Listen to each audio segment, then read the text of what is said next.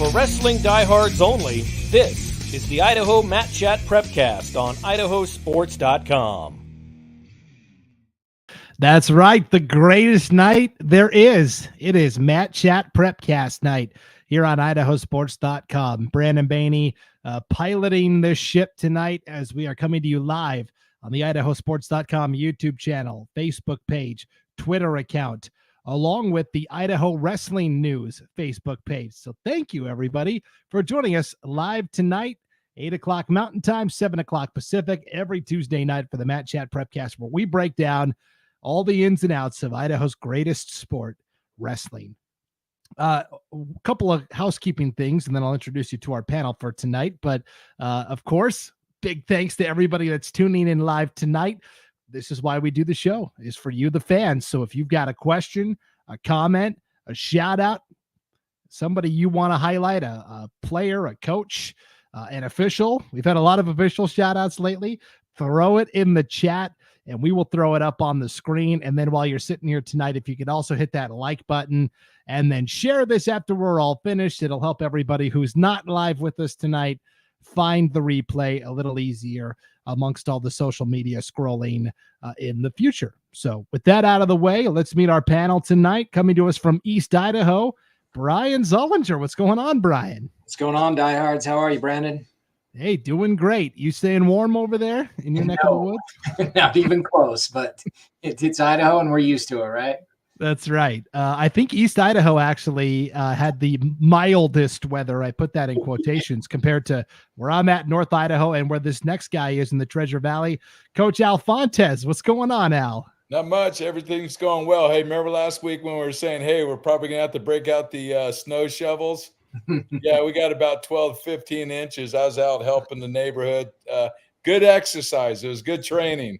But if this becomes the norm, brother, I'm going to buy me one of those plows. Yeah, it is. It is frigid everywhere around the state of Idaho. And so, of course, that had a big impact on the wrestling calendar this past week. Some events got wiped out that we'll talk about for sure. Here's Matthew Hamilton from Post Falls, minus 16 up north. That's right.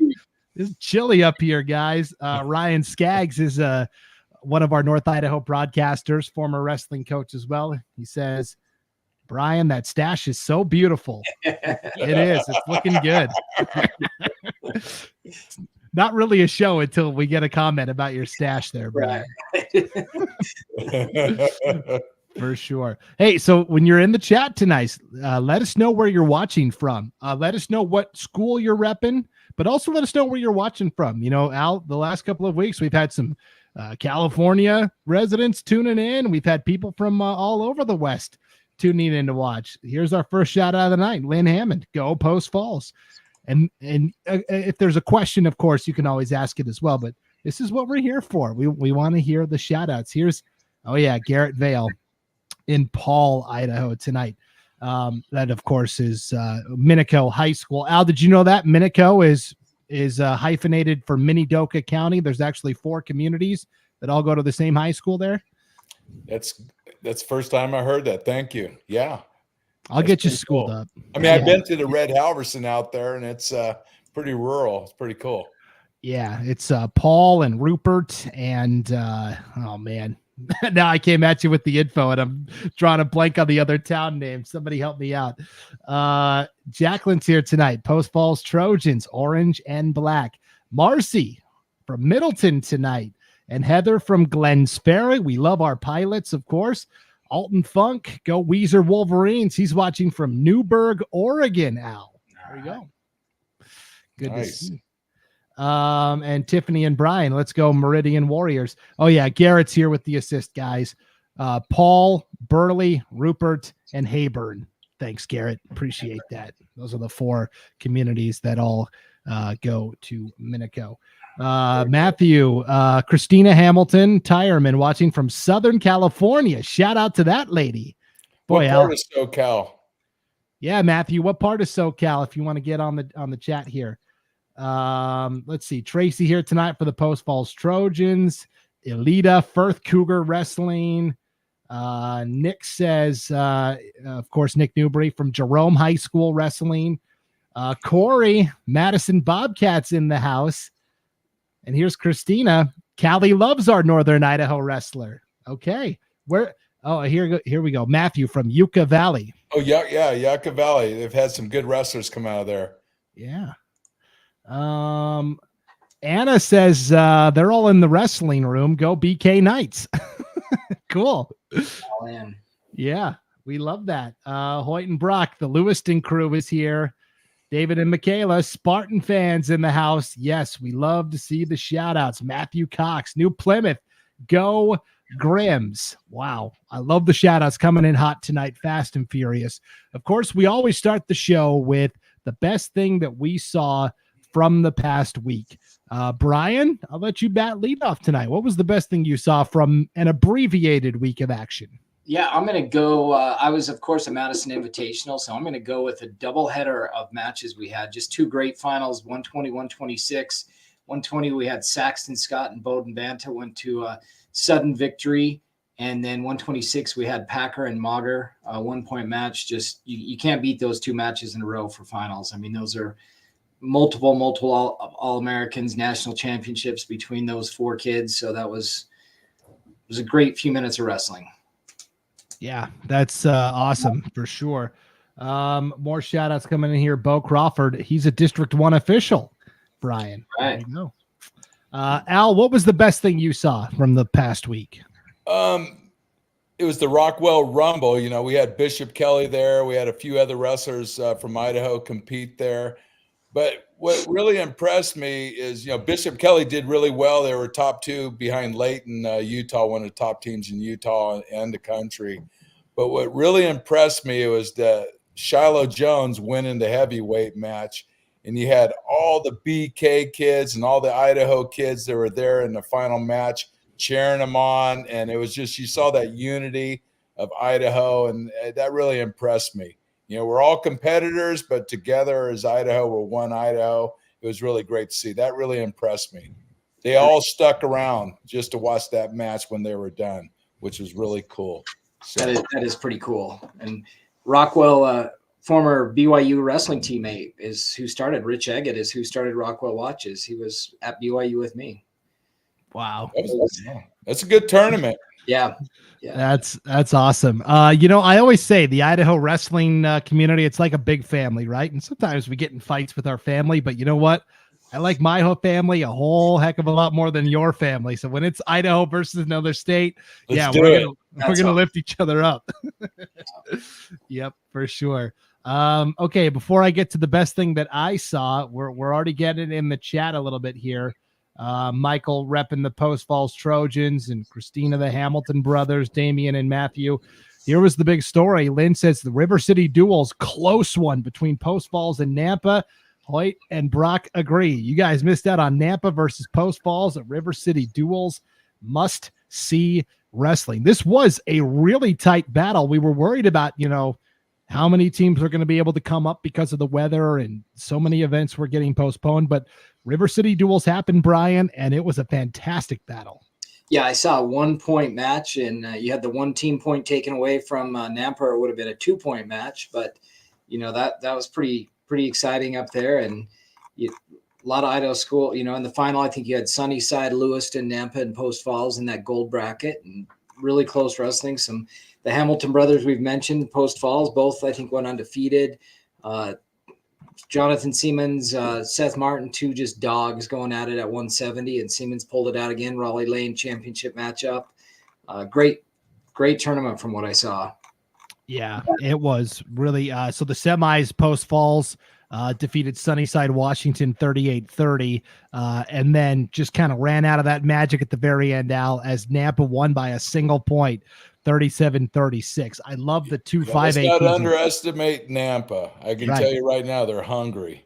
And, we've talked about Meridian. We talked about Post Falls and Nampa being the top three.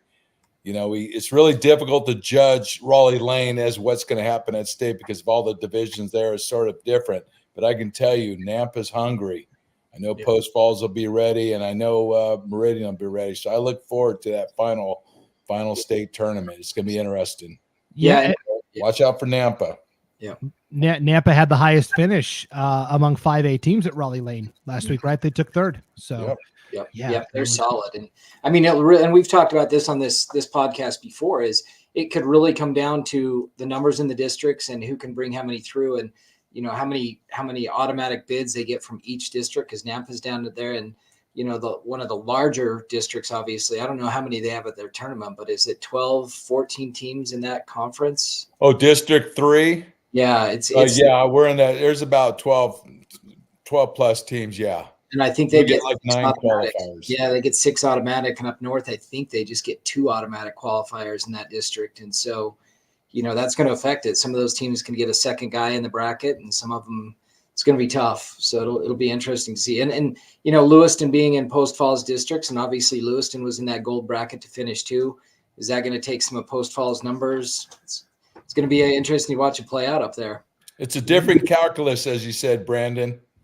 It'll be a different calculus. So we'll see. Yeah, that might be a good topic to talk about maybe at some point, is the representation, right? Because there are certain teams that come from certain areas or certain districts where you've got to be perfect to be in the mix, and it's tough for sure. Ray says Damian Hamilton and Tyson Barnhart undefeated.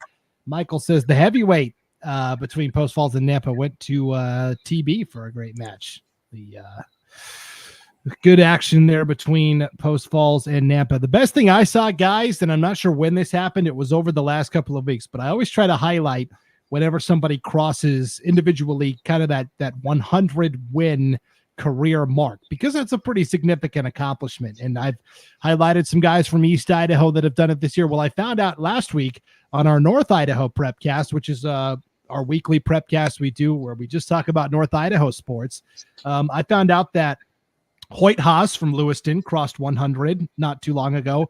And then both of the McClimtag brothers from Priest River also did, Caden and Cole McClimtag. So congratulations to all 3 of those guys, Al. 100 career wins. No small feat. Impressive. I mean, back when I wrestled, we were limited to like 25 matches a year, and didn't guarantee if you're going to get 25.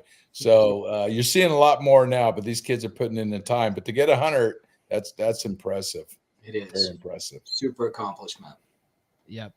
Oh, and look at this. Amber says Grayson Go crossed his from Caldwell this weekend too. Hey, let's shout it out. Let's get the Century Club going. Anybody that's crossed over 100, let us know in the chat. We love to shine the spotlight on that because it is such a big accomplishment for sure. I know in East Idaho we had, I think last week, Britton Sorensen, Bonneville crossed 100, and this week I think Carter Baumforth from Shelley crossed 100 wins. I saw both their posts. So that's a guy we don't talk about enough. Baumforth. He's nasty. He is state finalist. I mean, 100 wins, obviously, great wrestler. He dominated. I think he got a 1-minute pin in the finals of the Madison Invitational this week. So another great wrestler. Yeah, and we're getting it in the chat now, guys. Jacob, who normally is on talking, but on kid duty tonight. Coulter Burton closing in on 200. So that's Al. That's a whole different calculus, as we say. Yeah, that's a lot of time. He's a very committed kid. If you look at his wrestling resume, he's put in the time, and he's gone to some major competitions. So, yeah, he's a student of the sport per se. Yep. Let's see. Also in the 100 club, Kylan Guerra from Blackfoot is at 100 plus. Cruz Searle from Skyline. Grayson Molina from Minico reached his 100 at the Battle of the Yam a couple weeks ago. Al, I see you're still wearing your hat. You haven't given that away to the winning team yet. You're gonna have to wrestle for it. Hey, and we got Cale Bullock at Rocky Mountain High School. I know he's very close to getting his 100 if he hasn't done it so far. So it's not official yet, but I know he's getting very close. Yep. We got a couple of BK wrestlers here. Saya Thompson at BK hit it at the Rockwell Rumble, Amy says, and Anna said the same thing. Marcy says Trevin Hoagland and Cash Weeks, both from Middleton. And here's your stat, Al. Cale Bullock, 2 more. 2 more. So, sitting on 98. That's nice. So I knew he was getting close. Yep. And like we saw earlier, Steven Kylan Guerra from Blackfoot over 100. Here is Becky from Kellogg. My kiddo, brag moment. Hey, this is what the show's all about. Brag up your kid. Definitely. Coulterwood from Kellogg, sitting around 150 wins as a varsity wrestler and still going. Senior season this year for him and a chance to be a 4-time state placer too, Al. Pretty significant. It's very, very good. That's awesome. Hammer. For sure.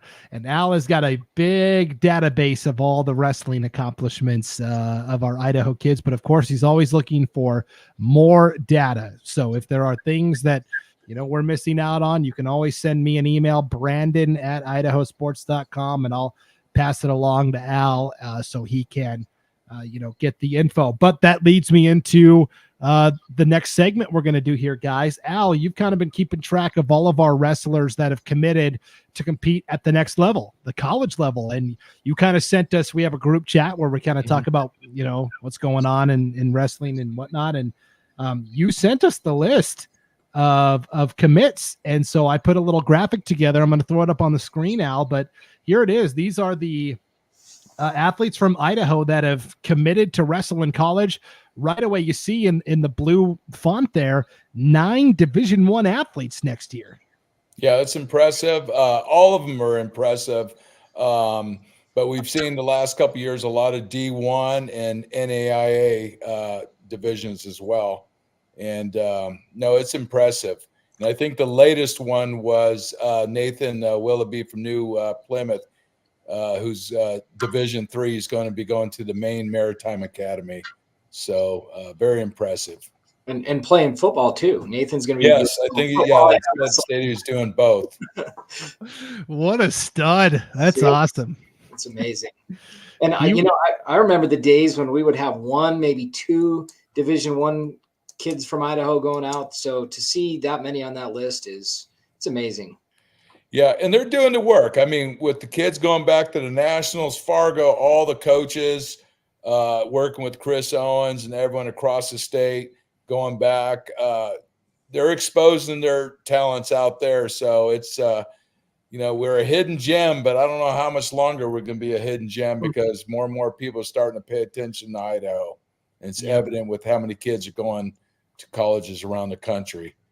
Yeah, pretty incredible. And of course, we know there are names we're missing. Here's Jacob Riker Gibson to Western Wyoming. Thank you, Jacob. Hey, if there's a name that's not on the list, it's because we haven't seen it yet. So if you have info, again, like I said, send me an email, Brandon@IdahoSports.com. I've got room. I can make the font smaller. I can add to the list here of Division 1, 2, 3, NAIA, NJCAA commits. For sure. And here's one from Ange. I guess Jackson Duncan from BK is class of 24. I put him down as class of 25. Sorry about that. We'll get that fixed for the next time we show off this cool graphic I made. And we'll get that fixed for you, Ange. No problem.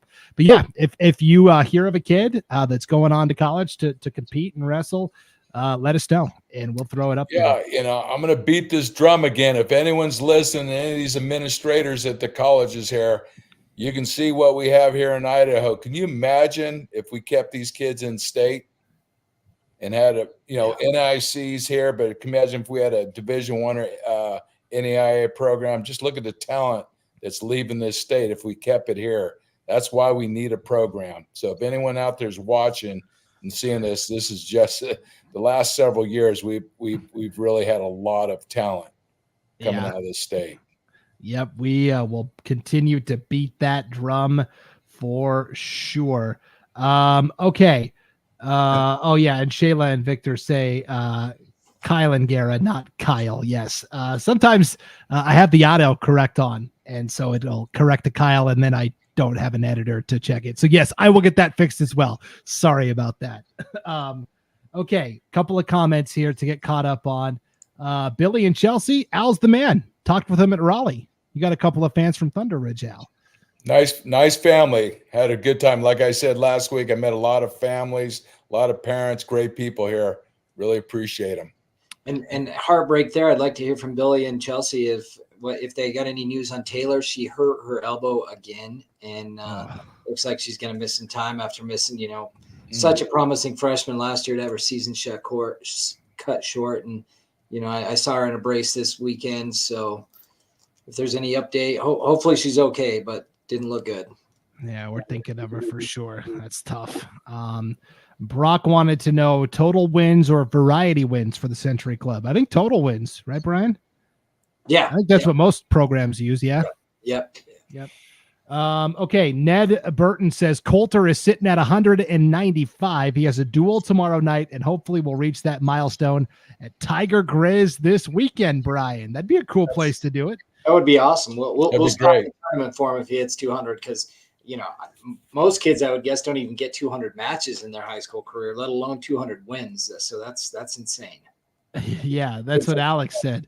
Crazy to think of only 25 matches in a season, Al. He wrestled 54 times his senior year. So yeah, I'm talking 40 years ago. So it's been a few moons. It was the same in Idaho until I think 2000. They had a 25 match limit. Plus then you got district and state. So you might get 33 matches at max a season. So yeah, we had the same. If you made it to section, league sections and state subsections, you would have close to 40 something matches, but just to lead up to 25 was a limit. That's what Idaho was too.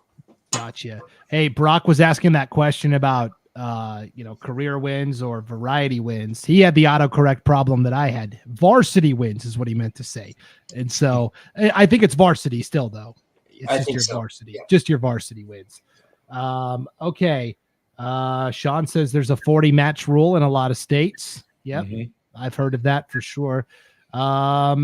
Matthew Hamilton from Post Falls says this many D1s, 9 this year, 2 already on the books for next year, along with all our other commits. Congratulations to coaches and athletes, Al. It has been a remarkable run here for sure.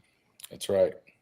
Let's see. Nick, we were talking about it, right? Idaho needs a college program. Nick tagging College of Idaho Athletics. Let's get on it, Yotes. Come on, guys. We're in the Cascade Conference. There's 13 programs in the region. It makes sense. Yep. Hoyt and Brock say Tigran from Fruitland is going to EOU, Eastern Oregon. We'll go back and add it to the database. Maybe send me an email too. I might forget to go back in the comments and find that tonight. Ray says there will be more signings soon. I know of a few that are waiting to commit until after the season is over. Al, as a coach, what do you prefer? Do you like getting it out of the way early, or do you like focusing on the season first and then making that decision? I think they need to focus on the season. It'll work out in the end. I don't encourage anyone to rush through that process, to be honest with you. You really should take your time. And some kids are committed. They know exactly where they want. It's been their dream and they get it. So yeah, it makes sense and they're in that position, but I encourage people to take their time. Yep, I agree. It's a not an easy decision, and yeah, you shouldn't rush it. And if you're talented enough and it's the right school and they really want you, they'll wait. So I definitely second that, Al. Billy and Chelsea say, Brian, MRI Thursday, and then they'll have some answers. Fingers crossed. We'll keep you in our thoughts and prayers for sure. That is tough news for sure. Okay, let's see. Sean says we would have more college wrestlers if we had a program here, not only the big hammers, but others in the state attending and producing more coaches in the community. It's a trickle-down effect, Brian. It is, absolutely. And you see it in the Boise area now. I mean, we have several coaches throughout the state that wrestled at Boise State. And now without that program, are we going to see a lull? I hope not. I hope we get coaches from other colleges out of state, or our college wrestlers that come back to Idaho and give back. I think we're going to start seeing some of that. So hopefully not, but it's definitely a trickle-down effect. And it'd be great to have a college program, if not multiple. We have College of North Idaho, our lone representative, and Coach Booth is doing awesome up there. So, but it'd be nice to have some more. Yep, yeah, for sure. And Sean Hennebury knows. He was a coach at West Valley College in California, which is a JUCO program. So he understands. Just the importance of these guys coming back and giving back. That's what we're feeling right now is with all the, like Brian, he wrestled at Boise State. Everyone's coming back, giving back, and that's really important. We don't want to lose that. For sure. Here's a question Daniel asked, and I thought this would be a good topic to explore here for a minute or two. Could you guys talk a little bit about what gets a kid noticed? Seems like a lot of scams out there, and things have changed since the 90s. Brian, what do you think about that? I mean, going to these big tournaments is obviously very helpful. Fargo, you've got colleges there, these large tournaments, but coaches nowadays, they're watching track wrestling. You can pull up the profiles. They're pulling it up, weekly. You win a tournament, and I know, some of these NIA and D3 coaches, you just won a local tournament like Madison Invitational. I heard from some kids that won that and got 2 emails from, one was a D3 and one was an NIA school the next day. So, I mean, with track, these coaches are noticing it. Now they can get on, Instagram, Twitter. There's, most of the college programs have either Instagram, Twitter. There's things they can do to market themselves. But really, it's just exposure. Getting to these big tournaments and traveling over the summer, you'll run into myriad of college coaches at the summer tournaments that they go to, the national team duels with USA Idaho or Fargo, and a lot of different ways to do it these days. Yep. Matthew says wrestling shoes get some noticed. It's the drip, man. It's the drip. And I want to throw out there too. It's everyone wants to go D1, but I can tell you, JUCO's tough. Division III, Division II, NAIA, they're all tough. The wrestling is tough, but they're also looking at academics too.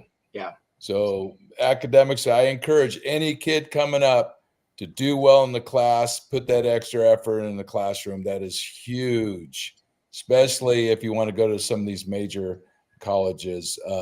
Academics play a big role. Yeah, that could be the deciding factor. I mean, if a coach has 2 kids equal accomplishment, they're going to look at those academics. And so absolutely, Al. Yeah, I was going to second that, Brian, for sure. Here's what I'll say about recruiting, because I know a lot of these wrestling guys play football too. And in football, there's kind of this weird recruiting cycle you've got to go on, and you've got to pay money to go to this event and go to this showcase event. And then if you do, you'll make our list of prospects to watch. Anything that people are trying to get you to pay for, stay away. If you are good enough and talented enough, coaches will find you. You shouldn't have to pay money for any high profile events or anything like that, or showcase events, things like that. Stay away from all that nonsense would be my advice there as well. So, okay, let's see. Hoyt says, nice shirt, Coach Al. Thank you. What is that? I don't know what that is. You're going to have to explain it to me. This shirt, I got it from Coach Booth, North Idaho College. Oh, okay. I saw the NI. I didn't see the C. I'm so used to. You got the wrestling right there. Yeah. There is no C. It's just North Idaho. So. Gotcha. Okay. Yeah. I'm so used to seeing NIC with everything. So. Yeah, this must be the new logo. I'm not sure. And Hoyt will be rocking that gear next year, right? Oh yeah. Yes. Yeah, we're excited to get him over here in Coeur d'Alene for sure. It's awesome. Yeah, it's going to be awesome. No doubt about it. Okay. Our man X, he wants to know, Al. Sup, Al? Any Idaho kids coming to Mid-Cals? I don't think so, X. I don't think so. We'll be shoveling snow right now, so we'll be busy with that. Sorry. Mid-Cals is out in the Monterey area out there. It's a traditional old school tournament. So, but no, I don't think anyone's going out there. Yep. X has another comment here. We were talking about recruiting. This is pretty good. He says, make sure you meet schools, other schools' coaches. He said, I remember my senior year at NCS. I knew every coach there. It is, Brian, a little bit of a networking thing too. Absolutely. That's a very good point. And all these coaches know somebody, and, like you said, it's a big family, and all these coaches are there to more than willing to help these kids if they have questions, want introductions. So X is absolutely right. It is a big network. Yep, for sure.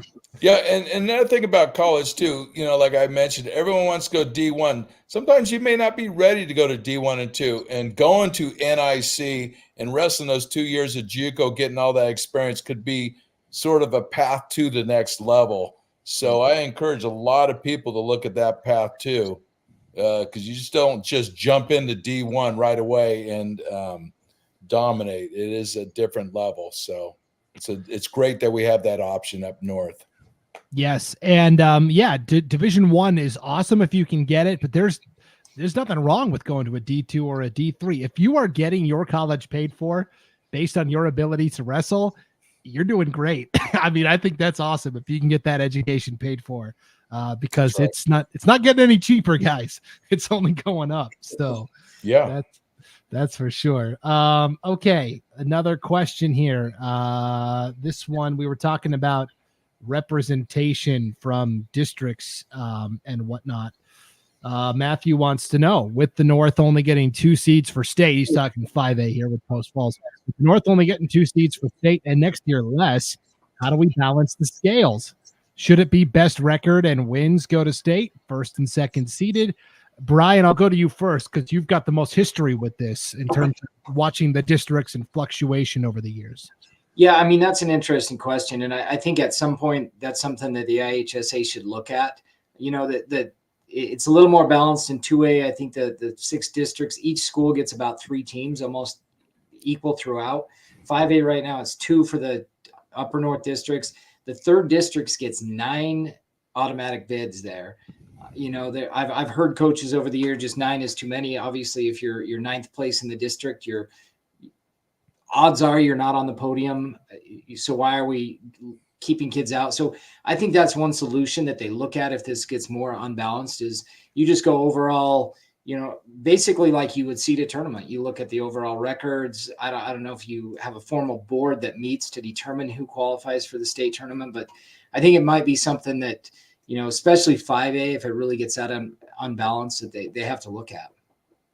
Yeah, it's hard for sure. Here's Amy from Buell. She says, our district tournament is always sad to go to. Wish they'd open it and just let everyone compete at districts too, right? Because that's also part of the deal at districts is, you know, you're capped a little bit on who you can send out there to compete also.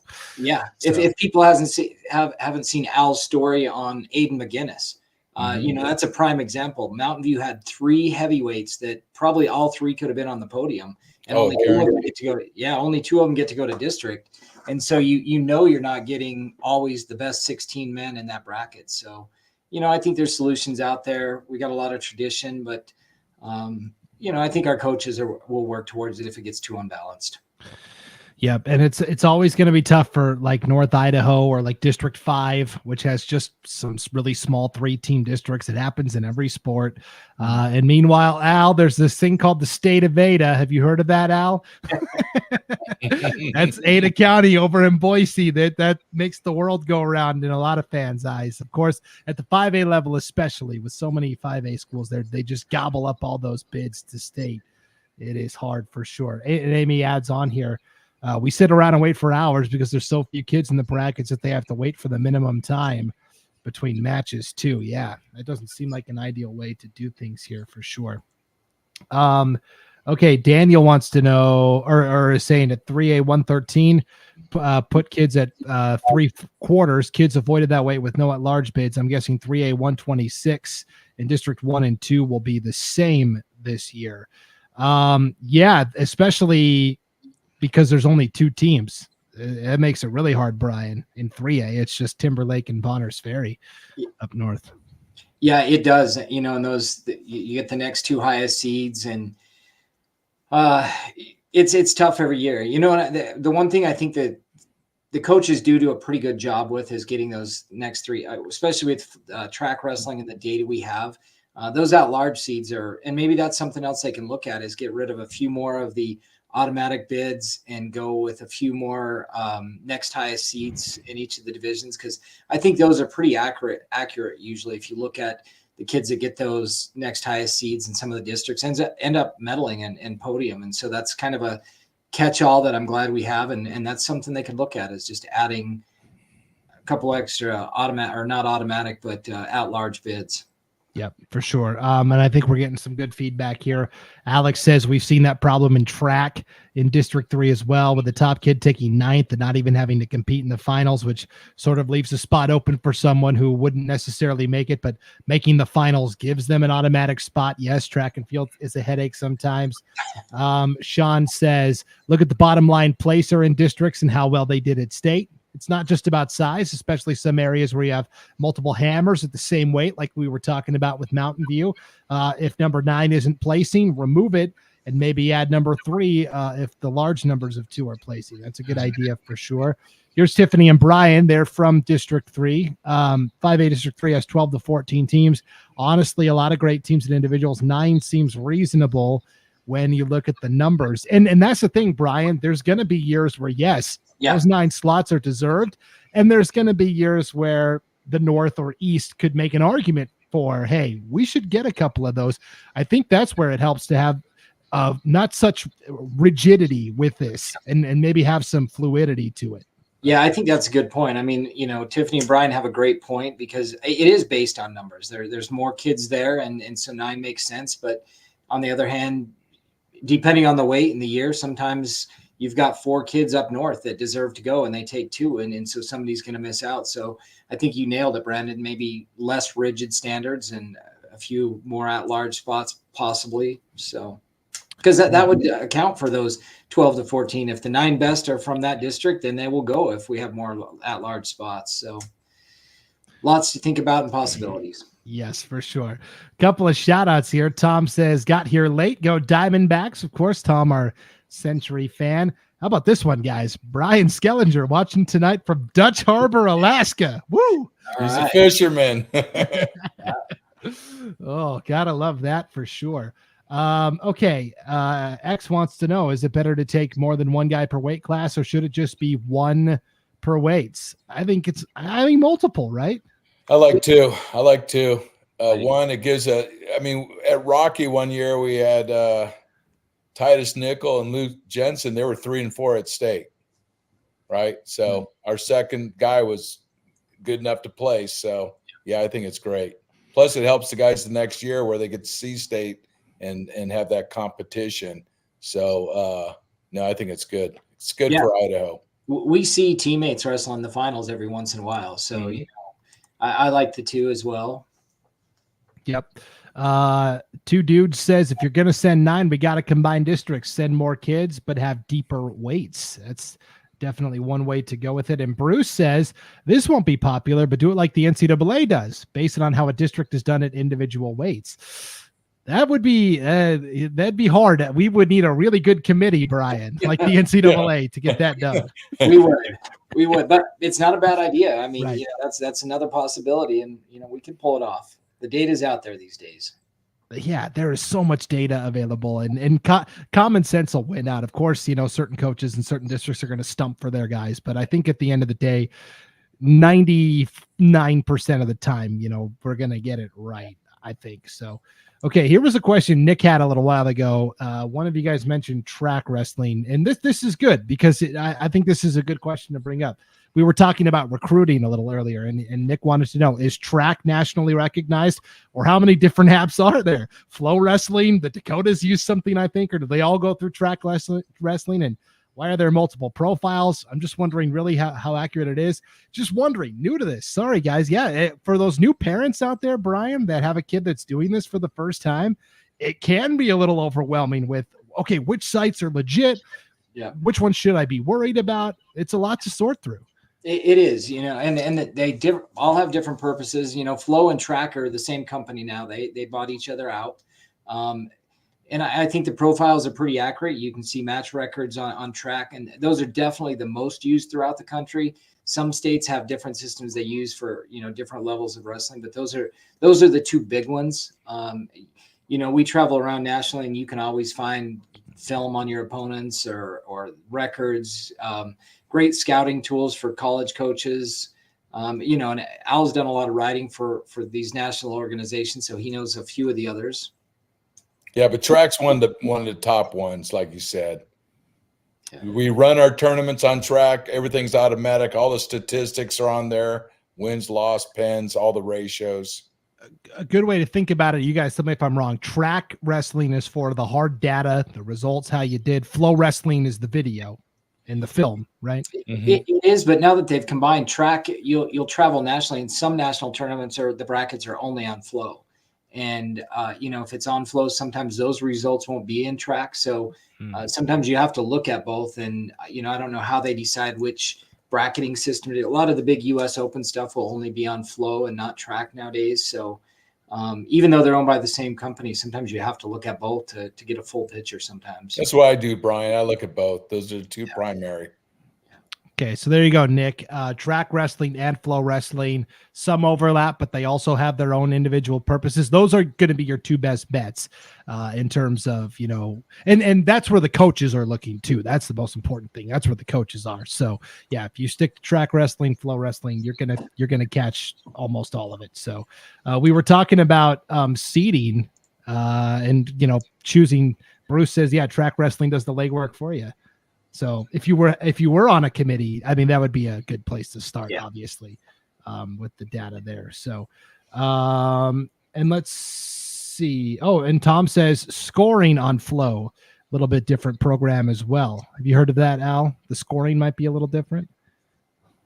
No. I know on track you can watch the matches live, when they're going on.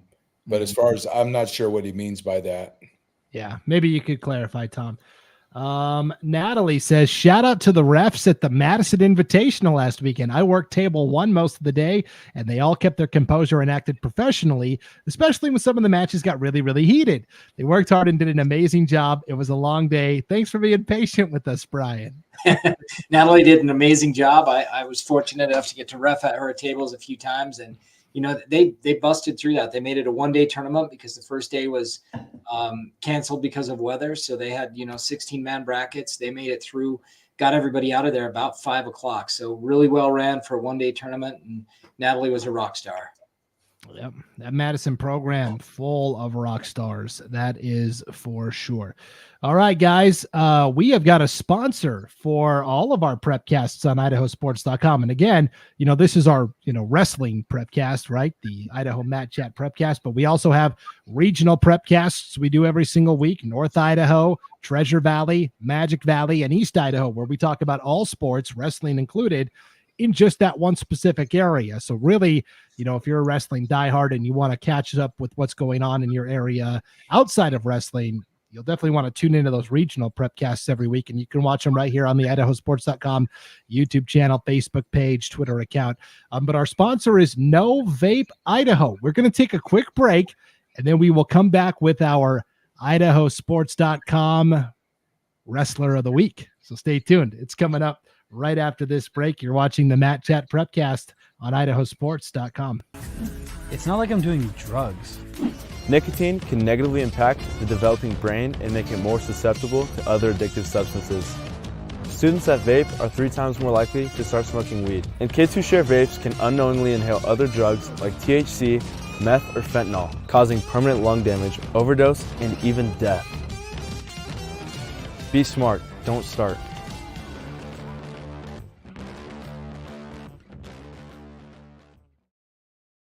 Again, that's No Vape Idaho. Hey, big shout out to the Bishop Kelly football team for being in that commercial, Brian. That was pretty cool. That was pretty sweet.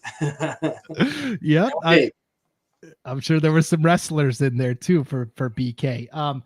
Did you guys know that in some vape cartridges, there's like the same amount of nicotine as there would be in 20 cigarettes, Brian? I remember when I was in the legislature, we had several presentations on the vaping and the dangers of it. And, it's scary. These teenagers just stay completely away. Great message. So shout out to our sponsor. That's pretty cool. Wrestling and chronic. Oh my gosh. And there's not a sport in the world you need your lungs like you do wrestling. So our audience should be smart enough to just stay away. Yeah, you can find more great tips and info. Just type in No Vape Idaho. Say no. That's right. Just say no for sure. Okay, guys, let's hand out our Mat Chat Prepcast Wrestler of the Week. We select one, not one boy, one girl, but one. There can only be one. Now, we'll have an even amount by the time the season is over, but we look through all of the performances from the past week, and we kind of highlight one wrestler who really stood out above the crowd amongst all of his or her peers. Al, who's our Mat Chat Prepcast Wrestler of the Week for the past week of action? Shiloh Jones from Mountain View High School. I mean, here's the tail of the tape. I love when I have to use the small font because that means he's gotten a lot of accomplishments, Al. 117 and 34 career record, 19th ranked heavyweight in the nation, according to Flow Wrestling. He just won at the Rockwell Rumble. That's the big reason why he made the cut for this week's nomination, Al, that Rockwell Rumble performance. No, it's impressive. I mean, Shiloh has put in a lot of time, a lot of road work. Him and his dad, TJ, have gone all over the country. There is not a high-level tournament that he has not put his talents or reputation on the line. Great student, great academics. In fact, I think just more recently he's earned his 11th All-American honor, whether it's Fargo, Folk Style Nationals, U.S. Open, or the Reno TOC. He's definitely a student of the sport, student of the classroom. Great kid. I wrote an article about him. Very impressed. Hard worker. Yeah, and Brian, you can see the trajectory here. In 2021, he takes 6th at state, up to 2022, where he takes 5th. And then last year, he takes 2nd. And so the progression that he's made throughout his career has been nice to see also. Yeah, I mean, puts in the work, like Al said, these national tournaments. I've traveled with Shiloh and his dad for, the last 6 years since junior high, and just been fun to watch him grow and progress. And, if we didn't have some of the best heavyweights in the country, he would be a returning state champion. But obviously you had Aiden Atau last year, and Idaho's heavyweights are just so dominant. But Shiloh's just an amazing kid, great athlete. The record speaks for itself. Yeah, represents Mountain View High School just in his own wrestling room, Al. Pretty good competition amongst those heavyweights. Yeah, I mean, you got Aiden McGinnis, who I just wrote the article on. He's got a couple All-American honors. I mean, these are committed kids, both in the classroom and on the mat. So great students, great wrestlers, and I look forward to their journey moving forward. Part of Team Idaho, of course, and also best on best in the club scene. And those academic accolades, we always like to highlight the academics as well. 3.52 GPA, multi-time honor roll selection, and was also an all-academic selection last year to the all-SIC all-academic team, Southern Idaho Conference. So way to go, Shiloh Jones from Mountain View, our Matt Chat Prepcast Wrestler of the Week. Well earned for sure. And here's, HA, congrats, Shiloh, for sure. Okay, a couple more shout-outs here. Amy says, shout out to all the Idaho teams that braved coming home from Spring Creek Saturday night. Al, I think I saw, was it Weezer? They got stuck an extra day. They had to come home on Sunday, I think. Yeah, I didn't hear that, but that was a tournament. It was in Nevada, right? Yeah. Yeah, I mean, it was pretty heavy snow. I know the people that were in Utah had to wait until later in the afternoon on Sunday to come home. So they had to stay an extra day as well. And I think Buell, I don't know if they finished. I think they finished second down there. I think Buell was second to Elko, Nevada. Caldwell was third, and then Weezer was fourth. So we had great representation there.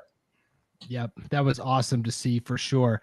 Travis says, we'll want to say thanks to Post Falls for a great dual tournament last weekend. I want to give a shout out to Jordan Tyler from Sandpoint. He went 6-0, Al, at the River City Duels. He ran the table. That's hard to do. No, it is very difficult to do. So congratulations on that. Keep it up. Yep. Representing the Sandpoint Bulldogs. Let's see. We were talking about vaping a little bit, and how you got to have your lungs right for to be a wrestler. X got to have lungs for the rodeo run. Yeah, we come from a rodeo town in Livermore. That's what he's talking about. We have the annual rodeo. A lot of guys I used to coach were bull riders. So yeah, so the rodeo run. Yep. That's a whole nother level of toughness there, being a bull rider, man, for sure. Okay. Julie says, we were talking about the academic part of it, being a wrestler and going on to the next level. Julie says, going to a college that meets your degree plan is important too, Brian. That's right. You got to find the right school for what you want to do in life. Yeah, no doubt about it. And that's key.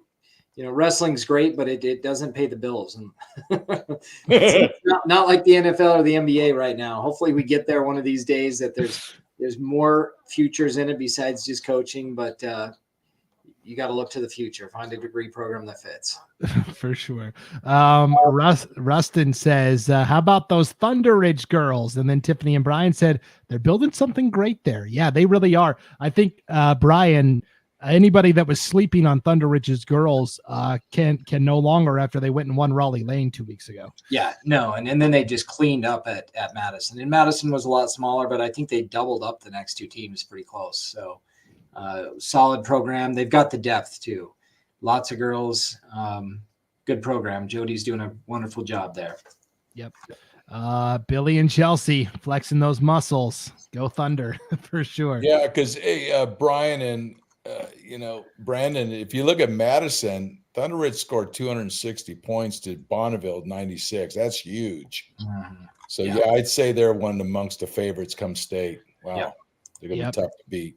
And it's kind of been Eagles deal since girls wrestling became an officially sanctioned sport, but I think that ends this year for sure. Like you said, we were talking about Jordan Tyler from Sandpoint. Jacqueline from Post Falls says, yeah, let's go Jordan for sure. Good camaraderie amongst the North Idaho competitors. Okay, let's preview what's coming up this week. The big one, of course, is Tiger Grizz. That's going to be coming up in Idaho Falls this weekend. And Matthew says, thinking ahead to Tiger Grizz, who do we think takes the tournament, Brian? There's going to be teams from Wyoming, Utah, and Idaho. Somebody was asking if Westlake is coming to Tiger Grizz. Jeff wanted to know, is Westlake that Utah team, Brian? Yep. Westlake is coming. The kid that I think he had a tech fall against Valdez in the finals, that Braden Robinson, is from Westlake. And Westlake is going to be there. My money, Idaho guy. Minico and Post Falls have to be, right up there, considered favorites. Meridian also, in a tournament where you only bring one guy in each weight class, the depth isn't as crucial. Meridian is going to be up there too. So I'm going with one of the Idaho schools. Obviously, Westlake's got a good program. Corner Canyon's going to be there. Box Elders traditionally had a solid program. I don't think they're as good as they have been. Star Valley, Wyoming's got some kids too. But I'm going Idaho. Yeah, because Westlake's number 2 in Utah in their division. So, yeah, and like that one kid you were talking about, he's pretty talented. So it's legit. Yeah. And Star Valley is good at like everything. It doesn't matter. It doesn't matter what sport it is over there in Afton, Wyoming, man. Yep. Star Valley is just awesome at everything. So the great Rulon Gardner, his alma mater. Yeah, that's Rulon. Right. Oh yeah. Yep. Alex says should be a couple days of some really quality wrestling. Looking forward to it. Yeah, we are too. Everybody, travel safely. Megan says Lewiston is hosting the Clearwater Classic this weekend too, Brian. Good exposure for some of our North Idaho teams. Yeah, I think they've got nearly 30 teams coming up there too. So that's, you got big one in the east, big one up north. So it's going to be fun to watch that and see how that works out. For sure. So, Brandon, we're going to the Skyview duels in Nampa. Coach Dusty Vaughn runs that program, so that's where we're going this weekend. Yep, that's awesome. If your team is going somewhere, throw it in the comments, and we'll throw it up on the screen. We want to know where you're headed to compete this weekend. Tom wants to know, Brian, you're not reffing tomorrow night, are you?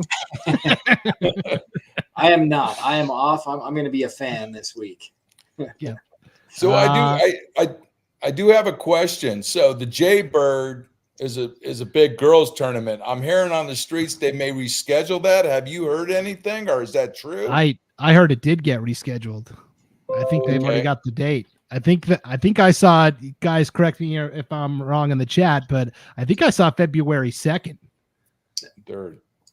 Yeah, 2nd and 3rd. Yeah. That's what and I'm glad because that's obviously one of the biggest. Great tournament. Coach Todd Caddy's doing a great job there. Yep. And yes, everybody says, Nick says Jaybird reschedule. Be scared of the Jerome girls. Yeah, for sure. Program for sure. Yep. Yeah, Billy and Chelsea, February 2nd and 3rd. Yep. That's what I thought. Now, I did see the Magic Valley Classic that Wendell hosts also got wiped out on the calendar this past weekend. Do any of our Magic Valley folks know? Is Wendell going to be able to reschedule that? It would be a shame to see that because that's a good one for those 3A, 2A schools too. So I'd be curious about the Magic Valley Classic that Wendell hosts also. Speaking of the Magic Valley, Amy says the Gooding Grappler 3A Dual Championships taking place this weekend as well. Fruitland, Marsh Valley, American Falls, Buell. That, I mean, we're looking at it, Al. That could be 4 of the top 5 at state for 3A. Oh, yeah. Those are all solid kids and teams right there. Yeah, that should be a good tournament. Yeah. So look forward to seeing the results. Man, that's going to be, really interesting for sure. That's going to be, that'll be really fun. Okay, here's a question. Why are coaches against competition in outside tournaments during the high school season if your kid is not wrestling at the varsity level? Also, he's not competing at every high school event. This is, Al, always seems like a point of contention. I really think it's more amongst us talking heads more so than the coaches, but staying with your team and going to compete in state versus if you've got a chance to go to a national, like Doc B, right? If you've got a chance to go to a nationally acclaimed tournament as an individual, I think most coaches will say, yes, take this once in a lifetime opportunity and go compete with the best. I think most coaches are okay and give that green light, but maybe my perception's off. I say majority kids should stick together, but if you do have a top tier kid, sometimes college coaches want to see how you adapt and wrestle amongst that level of competition. Just because you're 38-0 or you're a 2-time state champion, they want to see how you go against that level. So if you have a kid of that level, that's an exception to the rule. I would go there, but for most people, stick together. Yeah, I agree. And Matthew kind of echoes my thoughts, Doc B, and if you can compete, go do it. And Brian, I guess we talked about this at Raleigh Lane a little bit too, right? Where some teams were going to Buell and sending a couple of kids to Raleigh Lane. That's a hard choice to make as a coach of a program. It is, and then there's definitely a team element to wrestling, the camaraderie, the excitement of those dual matches and just being there to support your friends. I think it's a big part of it. And coaches just want their wrestlers to be together, to learn and to grow together. So yeah, I mean, it's a team sport and an individual sport. That's what makes it great. I mean, learning to get bonus points in a tight duel, things like that. You watch college duels all the time, and that's what those wrestlers, that's what's in their head. I need the bonus point for my team because this is going to be tight. And that's what makes the sport great. Now, Matthew also playing devil's advocate here, guys. He says also that's what the offseason is for. Al, I guess he's got a point there too, right? If you want to see how you stack up in some of these national tournaments, you could always go in the offseason and go compete also. You can, yes. Yep. And so I guess you guys have both coached. Take me inside the psychology of if, for example, you've got a bona fide, guaranteed victory at this weight class and he is competing at an out-of-state tournament versus being with your team in state. Mentally, it can be tough, right? Where, oh man, we don't have so-and-so now we don't have a shot. Or if we do have them, hey, we've got a chance to compete here. No, it can make a difference. I mean, some teams at Raleigh had some guys out of state and their team didn't place as high as if they were there. That could have really changed the dynamic. But then again, it's a double-edged sword. I mean, if you got a kid that's on the edge of going to college and you need them to get rest, sometimes they have to wrestle at that level. It's very difficult. It's an exception to the rule. Yeah. And Megan says the offseason is for freestyle and Greco, of course. Of course. I like that. Yeah. Lynn says Post Falls Trojans aren't a team, they're a family, of course. And Jacqueline says Post Falls is splitting up this week, guys. Some going to Tiger Grizz, some going to the Clearwater Classic. Brian, I would say Post Falls is one of the few teams that could probably pull this off. Yeah, well, watch him win both. That'd be that would be the feat. And while we're on Post Falls, one story I saw this week that probably should get mentioned is Trey Smith, Post Falls, had some medical issues. I think both the Idaho Wrestling Community Facebook pages and USA Idaho. There's a GoFundMe there set up, hoping for Trey's recovery, and prayers to Post Falls and Trey. Hopefully, a speedy recovery up there. Yeah, thank you for bringing that up, Brian. Because I saw that. That is, it ended up being like an infection, right? And getting pretty gnarly, and man, you don't want to mess around with that.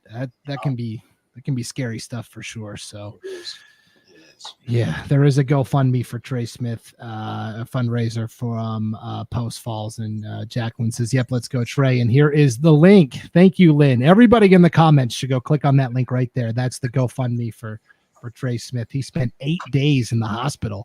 You go in thinking it's going to be routine. They open it up and get under there and say, no, this thing's pretty infected, and you end up staying really a long time. So, and Matthew says, yeah, Trey's a role model for all of our wrestling family for sure. So yes, our thoughts and prayers are with Trey as he continues to recover there as well.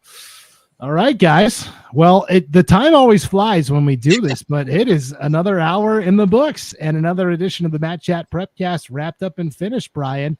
Again, really good conversation. We dove deep into some good topics tonight, and everybody got their shout outs in as well. It is. Wrestling fans are the best in the world, and it's an honor to be able to do this every week and get together as a family and talk about it. I'm very excited to hear your firsthand account of Tiger Grizz and how it went down next week, Brian. So get that notebook out for sure. Al, have fun at the Skyview Duels. Thank you very much. Good time. I look forward to it. And it's been a good week of wrestling. Hopefully next week will be great. And break out the shovels again, because we're supposed to get another dump time. Yeah, it's gonna hit a bunch of snow again tonight. About 5 inches where we're at in the next day, so we'll see. It's not too bad.